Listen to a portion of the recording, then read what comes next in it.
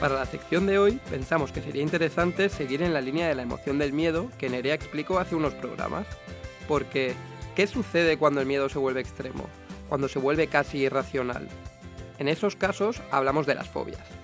Y hoy estamos aquí en la sección de Kintsugi con nuestro experto y psicólogo, José Díaz, para hablar precisamente de esto, de lo que son las fobias. Hola José, ¿qué tal? Hola, ¿qué tal, José, Marta? Hola, José. Encantado de estar por aquí otro día. Y nosotros de tenerte. ¿Qué nos puedes decir de las fobias hoy? Pues mirad, estuve el otro día pensando qué podríamos hacer en el programa de hoy y a raíz de que Nerea estuvo comentando que hablaría sobre el miedo, ¿no? La emoción del miedo como tal, casualmente estuve pensando que podría ser un tema interesante tratar las fobias, porque hasta no hace mucho trabajaba en una empresa que se dedica precisamente al tema de las fobias, aunque en realidad virtual. Y actualmente sí que es cierto que sigo colaborando en temas formativos con ellos, alguna posible investigación que estoy haciendo, pero es una empresa que sobre todo se dedica a esto, ¿no? Al trabajo de fobias, con la técnica de exposición, que hoy hablaremos un poquito sobre esto. Si alguien tiene mucho interés, podéis buscar por internet, la empresa se llama Amelia Virtual Care, y como decía, se dedica al desarrollo de entornos de realidad virtual como una herramienta para poder complementar el tratamiento terapéutico de diversos trastornos mentales, entre ellos trastornos relacionados con la ansiedad, como son las fobias. Entonces, si os parece, ya cara al final de la sesión, o en el próximo programa, dependiendo un poco cómo vayamos de tiempo, hablaremos sobre esto, ¿no? Sobre la parte más terapéutica, como el tratamiento, y comentaré también más concretamente qué tipo de proceso terapéutico se sigue a la hora de abordar estas fobias. Y José, ¿qué diferencia el miedo que nos comentó Nerea de la fobia? Pues mira, mientras que el miedo es una reacción y una emoción natural que aparece en momentos concretos para alertarnos sobre un peligro o una amenaza, la fobia se caracteriza por una reacción más desproporcionada a esos estímulos que nos provocan el miedo y puede aparecer en situaciones que no conllevan un peligro real. Aun cuando incluso la persona puede ser consciente de que su miedo es irracional y desproporcionado, pues digamos que no puede llegar a controlar ese temor, ¿no? Ese miedo, y pueden aparecer reacciones incluso fisiológicas derivadas de la ansiedad, ¿no? Como taquicardias, náuseas, mareos, hiperventilación, etc. Entonces, estos síntomas habitualmente pueden llegar a ser tan intensos que las personas fóbicas evitan incluso ir a esas situaciones donde pueda aparecer su miedo irracional, por decirlo de alguna manera, hasta el punto de resultar limitante para la vida cotidiana. Entonces, en este punto voy a aprovechar para haceros a vosotros una preguntita que sería, ¿vosotros tenéis algún miedo que digáis que podría llegar a ser una fobia? Pues yo en mi caso ya sabéis que me dan casi que terror las arañas. Uy, las arañitas. También tengo bastante miedo o fobia a la sangre, o sea que no os cortéis, por favor. Y también te diría que a las alturas. Son las tres cositas así, Vale. mi talón de Aquiles. Ahora hablaremos ahora José te pregunto a ti, pero justo la hemofobia, que sería el miedo a la sangre, es una bastante común, que ahora hablaremos, y también el miedo a las alturas. Y la aracnofobia no es que sea una fobia muy común, pero sí que es verdad que hay mucha gente que les tiene miedo, igual que a las cucarachas, que a veces ahí aparece más el tema del tacto, ¿no? De las patitas que me dicen a veces. No hace falta, ¿eh? Entonces, de las arañas es curioso. Lo está pasando mal. Solo de pensar en las arañas, vale. Eso es fobia, ¿vale, chicos? Si pensáis y ya os produce bastante malestar, seguramente es una fobia, no un miedo. ¿Y tú, José? Pues mira, a mí lo que me produce malestar, o sea, te diría que no tengo fobia a nada, porque realmente no hay nada que me pregunten que me dé un miedo irracional y demás. Bueno, es que claro, no todo el mundo tiene por qué tener una fobia. Lo único que me da más miedo es la exposición al mar, pero que no haya nada. Vale. Imaginarme yo solo en medio del mar, no ver tierra firme, por así decirlo, no saber hacia qué dirección dirigirme, me produce miedo. Realmente. No creo que sea una fobia, porque tampoco me da una ansiedad cuando lo pienso, pero sí que no es una situación que me gustaría. Entonces, si puedo, evito coger un barco. ¿Tienes el nombre de esta fobia? Tengo el nombre de la fobia, porque como es de lo poquito que barajas. Exacto. Y se llama talasofobia. Talasofobia. Tienes suerte porque no es una cosa habitual. No es una cosa habitual. No es una araña que te puedes encontrar en cualquier sitio, o sea que mira, claro, dentro de lo que cabe. Lo curioso sería explorar de dónde viene, ¿no? Esa preocupación de estar en esa situación y que posiblemente tuvieras ansiedad. Yo creo que lo único que puedo barajar ahí es la falta de control. O sea, la inseguridad que me produce el no saber qué dirección tomar, a lo mejor soy una persona más estructurada, Ujú. que me gusta tener siempre todo claro y esto, claro, es como imposible de saber, pero no sé, se podría investigar. Se podría investigar. Se podría investigar. Vale, ¿y alguna cosa más? No, ya está. Lo único que yo sí que conozco mucha gente que tiene fobia a las arañas, Ujú. muchos amigos Es míos. que son muy Que desagradables. Porque aquí- para aquí mí a es- veces hay que diferenciar, ¿eh? De fobia y un miedo que te puede dar asco. No, No, Porque- pero no es, en ellos no es asco, es Ajá. fobia de O sea, no serían capaces de matarla, por ejemplo. ni de matarla, ni de ver un vídeo de una araña, ni Vale, de ver una sí, foto. entonces eso no. sería más fobia, sí. Vale, muy bien. Y siguiendo un poco en este tema de las fobias, ¿cuáles pensáis que son las más comunes? ¿Vale? Os he dado 2 pequeñas pistas. Aparte de estas 2, de la hemofobia y la acrofobia, ¿alguna sí que pensáis que puede ser bastante común encontrar? Pues mira, creo que, aparte de lo que hemos comentado ya, creo que la claustrofobia Ajá. es un miedo que Ujú. tiene muchísima gente. Mi madre tiene pánico entrar en el ascensor, sube 20 pisos por no meterse en el ascensor, del miedo que le da, excepto el ascensor de nuestro bloque, que está familiarizada con el ascensor y Ya ahí se ha no hay habituado. claustrofobia. Es un Está ascensor habituado de ahí. confianza. Sí, exacto. Ha pasado el sello de calidad. Es también bastante irracional esto, pero bueno. Y luego conozco un par más. Una se llama caulrofobia, Esta no la conozco. bueno, o caulrofobia, Ajá. que es el miedo a los payasos. Ah, Ah. sí. Y Vale. esta También la había escuchado, pero no recordaba el nombre de la fobia concreta, porque es que hay fobias, os Ahí va. sorprendería, ¿eh? Sí, sí, sí. Os Y sorprendería. la última, que esta la he buscado, Ajá. tengo que ser sincero. Vale, Sabía que el programa de hoy iba de fobias y entonces esta la he buscado. ha hecho trabajo. Sí. Y se llama nosofobia. Ajá. Que esta la he buscado porque estaba pensando sobre la hipocondría, Ujú. que conozco muchísimas personas que son hipocondríacas. Ujú. Pero la nosofobia es el miedo a enfermar Vale. Ese- Pero a ese- volver a tener una enfermedad. o a tener una nueva. Ajá. Yo creo que esto a lo mejor tendríamos que darle un poco más al hilo, Mm, pero creo que es lo que ha pasado mucho con el COVID. vale. Es ese miedo Exacto. de coger una enfermedad que no has tenido, ni nadie a lo mejor de tu familia ha tenido, pero te produce mucha ansiedad. Entonces sí que recuerdo muchísima gente, sobre todo al principio, ¿no? De este desconocimiento, Ujú. muchísima gente mayor tenía muchísimo miedo a juntarse con los nietos porque iban a la escuela y podían coger COVID y pasárselo y demás. Entonces creo que podría ser un ejemplo, pero tampoco lo sé. Sí, no sé seguro si es una fobia muy común, pero entiendo por dónde vas y a lo Mm. mejor sí que se ha vuelto más común en esta época que vivimos. O sea, podría ser perfectamente, sí, sí.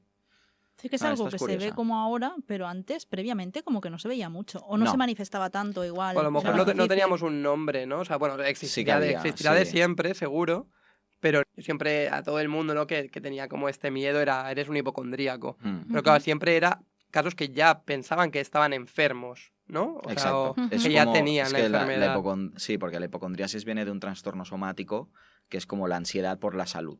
Claro. Tener la preocupación por la salud, que no tiene por qué ser de uno mismo, puede ser preocupación por la salud de tus hijos, de un familiar, exacto. es decir, no solo está dirigida a la propia persona, centrada en la propia persona, pero claro, la nosofobia yo entiendo que es más el miedo a poder tener una enfermedad, que eso sea algo Sí. letal incluso a Sí, veces, al puede ser final- algo así. Es el miedo a contraer una enfermedad y están preocupados de que les pase esa enfermedad. Ah, esta es interesante también. Vale, pues bueno, yo tenía otras en mente como comunes que os sonará. La claustrofobia no es algo súper común, pero sí que estaría en la lista de las que realmente mucha gente tiene. Mucha gente tiene Mm. porque causa muchos precedentes también. Esta es una fobia de estas que está muy relacionada con traumas, etcétera, que también hablaremos un poquito de eso. Pero la primera para mí, las que yo he visto más y que considero que es de las más comunes, sería el miedo a las alturas, como comentaba Ujú. antes Marta, también llamada acrofobia, ¿vale? Súper común. Esta también sí que es cierto que está muy relacionada con ese miedo evolutivo, porque al final, depende de cuánta altura, pues te caes y te pueden matar, literalmente, ¿no? Entonces, claro, Exacto. o sea que es un miedo que ya no es tan irracional, a lo mejor. Mm. Yo tengo que decir a mi favor Sí, que yo tuve un accidente de pequeña vale. y me caí. Ajá. Bueno, fui a una hípica, estaba la barandilla podrida y me caí y casi no lo cuento. Y lo tengo desde ese momento. Desde ahí. Pero no, Claro. tampoco has hecho tratamiento sobre eso. ¿Qué va? Ah, amiga. Vale, hablaremos Bueno, de eso también tampoco después, es muy heavy, ¿eh? Es según en qué sitios. Vale. Depende de Donde la altura. ves- claro. Veo Bueno, un peligro Donde ves real. menos seguridad. Claro, al final, no sé si ya es tanto una fobia, ya es un miedo racional, ¿no? El miedo a Ujú. morir Sí, Ujú. directamente. pero aquí, claro, nosotros los terapeutas lo que hacemos es evaluar qué pensamientos o qué distorsiones aparecen en el momento que un paciente te viene y te dice, no, es que tengo miedo a las alturas, vale, pero ¿qué pensamiento aparece? Y entonces, según eso, vas explorando y puedes ir descartando si realmente es una fobia, si no es miedo a las alturas, a veces son otro tipo de fobias que están relacionadas con las alturas, como la agorafobia, por ejemplo. Entonces es ir explorando, pero claro, así lo de Marta no sabría decirte ahora, así de primeras. Tendrá que hacer tratamiento. Habría que verlo. Tendría que verlo. Habría que verlo, exacto. Vale, ¿qué más? También tendríamos el miedo a volar o la aerofobia, que esta concretamente es una que en los últimos años yo diría que es de las que casi más se ha visto en terapia, ya que en general a nivel mundial hay muchísima más cultura por viajar, muchísima gente con miedo a volar o que tiene que volar medicado. Y por eso es una de las fobias más tratadas en consulta. A la par también con el miedo a conducir, que es algo que mucha gente desconoce. El miedo a conducir, que se llama también amaxofobia. Esta fobia también es bastante común, lo que sí que es verdad que está muy relacionada a veces con accidentes de tráfico. Entonces, aquí también es un arduo trabajo del terapeuta de exploración, de recogida de información y ver si es un trastorno de estrés postraumático o una amaxofobia como tal. Y entonces el tratamiento en algunas cosas sí que va dirigido, bueno, hay algunas pequeñas diferencias en el tratamiento. Entonces es importante hacer una buena evaluación de si es fobia a conducir o si es un trastorno de estrés postraumático, cuál es la causa, etc. A mí la de volar siempre me ha chocado mucho que la gente tenga miedo a volar, porque a mí los aviones es como que me relajan. O sea, a la que me subo en el avión me duermo y no me entero ni del despegue. O sea que... Sí, esta es curiosa. Es lo que le pasa un poco a José conmigo con las arañas. Exacto, que dice, no lo entiendo pues qué eso. Pasa. Vale, ya por último, así como más común, también la que hemos comentado, ¿no? Una de las fobias más angustiosas, que sería la fobia a la sangre o a las agujas, o también llamada hemofobia. Esta es curiosa porque hay gente que dice, no, es que a mí la sangre de los demás no me da miedo o no me causa esa fobia o esa angustia, pero la mía sí. Hay gente que le da igual, que la sangre en general le hace que se desmayan incluso. Y esto, como digo, es una fobia muy común. Es más, tiene una prevalencia a nivel mundial de un 2-3%. Muy heavy, que un 2-3% de la población mundial tenga fobia a la sangre o a las agujas. Sí. O sea, es bastante heavy. Entonces, os pregunto, ¿por qué pensáis que tanta gente tiene miedo a las agujas o a la sangre en concreto? Yo soy del club de lipotimias.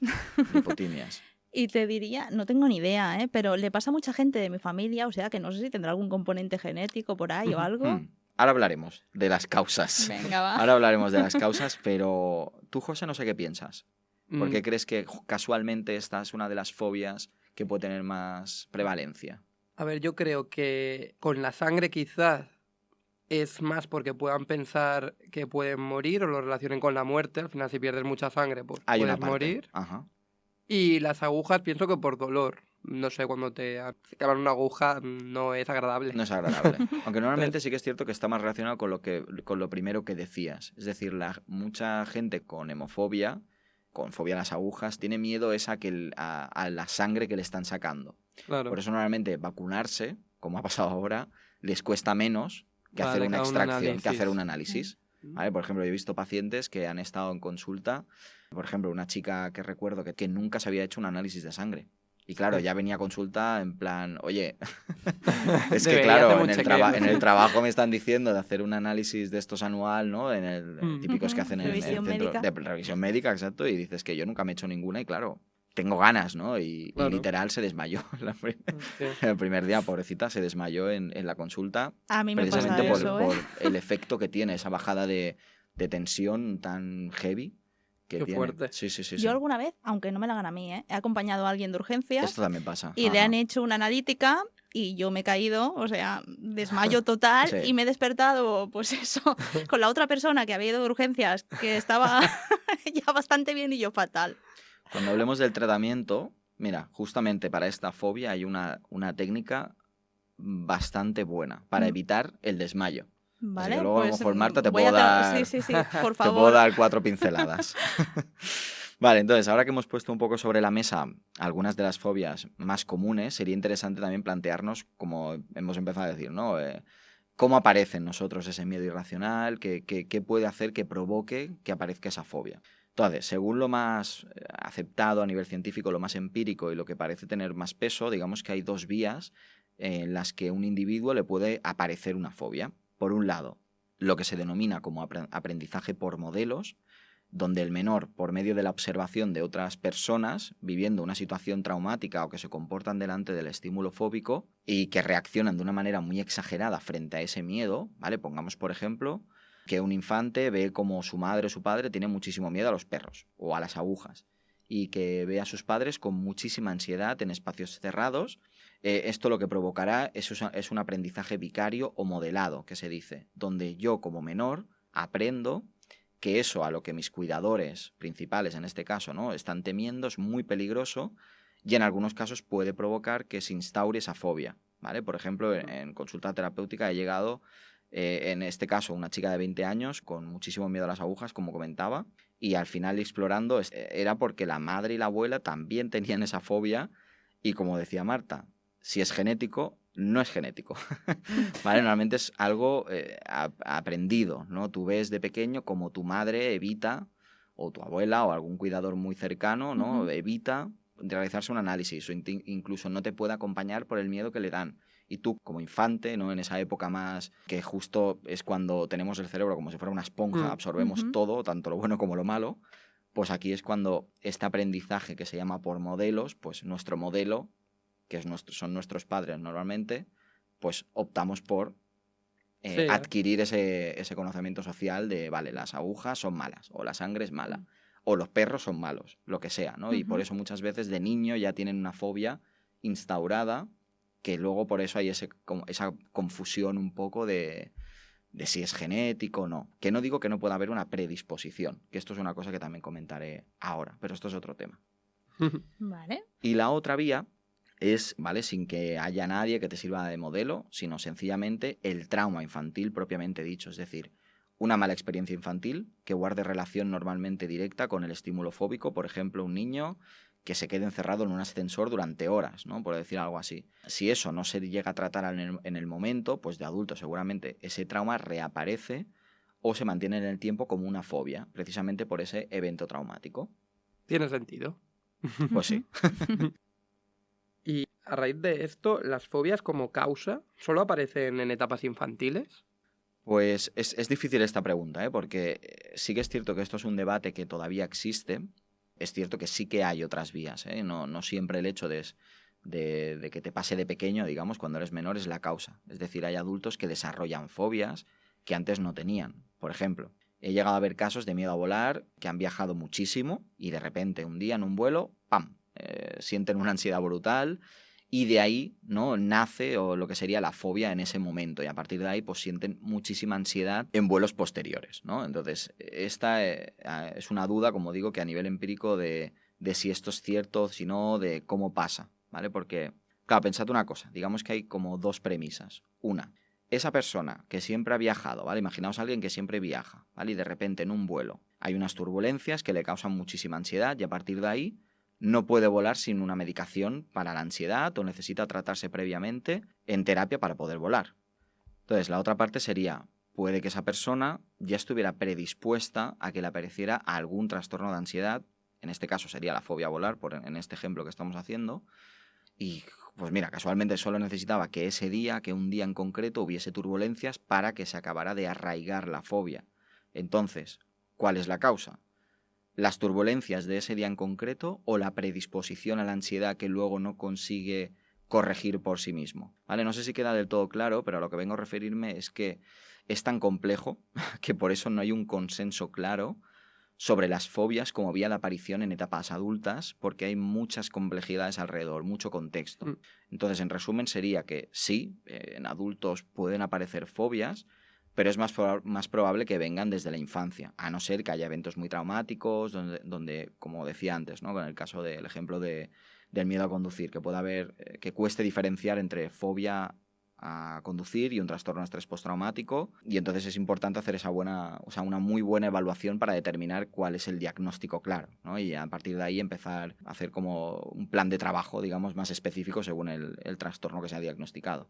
Claro, ¿no? Al final tampoco es lo mismo si tienes una fobia o tienes un trastorno de estrés postraumático, porque no, en el caso que decías has tenido un accidente y a raíz de ahí te ha dado... Hay que abordar otros temas también, exacto.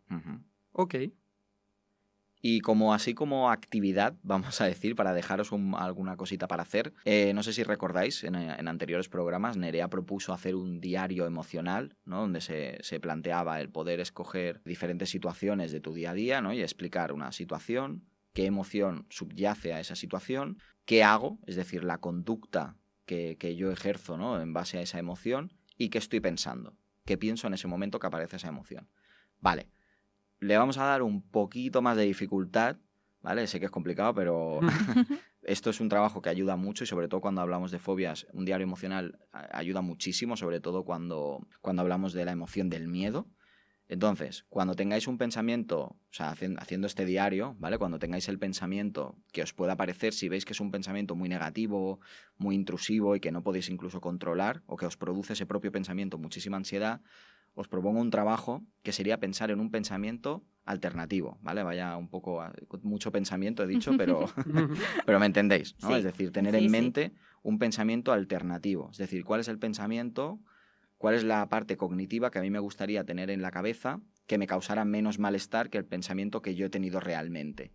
Y haciendo ese trabajo, la idea es que poco a poco vuestros inputs, es decir, que cuando yo vuelva a tener esa emoción, mi primer pensamiento sea el pensamiento alternativo que he consensuado, no el pensamiento que yo tenía al inicial, que era un pensamiento más negativo. Uh-huh. Y eso es un poco la idea de este diario, ¿vale? Entonces, esto realmente lo podéis buscar en Google y es súper fácil. ¿Nos podrías poner un ejemplo de este tipo de registro o de diario, con un ejemplo donde hagas un pensamiento? Por ejemplo, emoción, miedo. ¿Vale? Yo lo voy a llevar un poco al terreno de la pareja, que es lo que ahora mismo domino un poco más, ¿vale? Pero miedo, situación. Mi pareja dice que se va de casa, ¿vale? Y yo siento miedo. Que puedo sentir muchas más cosas, pero aparece el miedo, ok. Vale. Conducta, ¿qué hago? Pues intento convencerla de que no se vaya y la intento como presionar un poco, ¿no? Convencerla de que no quiero que se vaya, dándole argumentos de por qué tiene que seguir conmigo en esta relación, por decir algo, ok.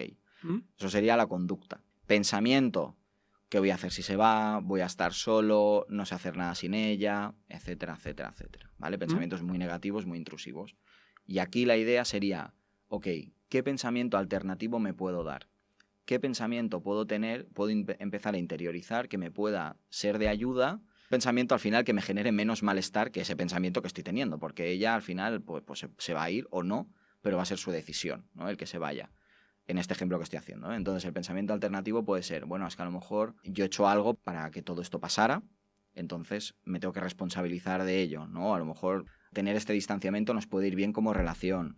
Es decir, buscar como pensamientos más saludables, pensamientos alternativos, que puedan ayudarme a disminuir el malestar que me genera el pensar que se va a ir, ¿no? El miedo. Entonces, el miedo, digamos que de esta manera desaparece, porque el pensamiento alternativo ya no tiene relación con el miedo. A lo mejor ya aparece otra emoción. Y habría que ver, pues, cómo cubro la otra emoción, pero bueno, eso ya sería otro tema. El tema de las necesidades es otro. Creo que queda más claro. Y obviamente esto es un ejemplo. Es un ejemplo y es difícil, acabo de pensar así. No, está perfecto. Está perfecto. Pero más o menos sería algo así lo que me venía a ver, o sea, lo que quería referirme con este registro de emociones, pensamiento, conducta. Exacto. Y añadiendo este pensamiento, ¿no? Quizá más positivo. Más positivo, exacto.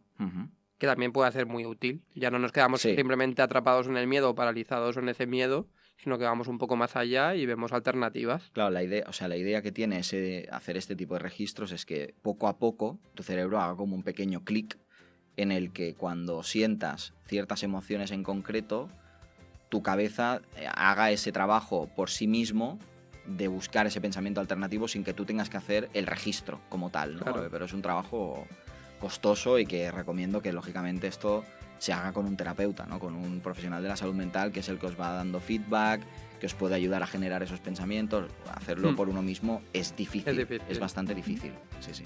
Ok. Pues mira, José, ya tengo ganas de que llegue la semana que viene para hacer el programa del tratamiento de estas fobias y saber a ver qué propones. Fantástico, ya lo estoy preparando. Muchas gracias por acompañarnos una semana más, como siempre. Muchas gracias a vosotros. Y nos vemos la semana que viene. Adiós.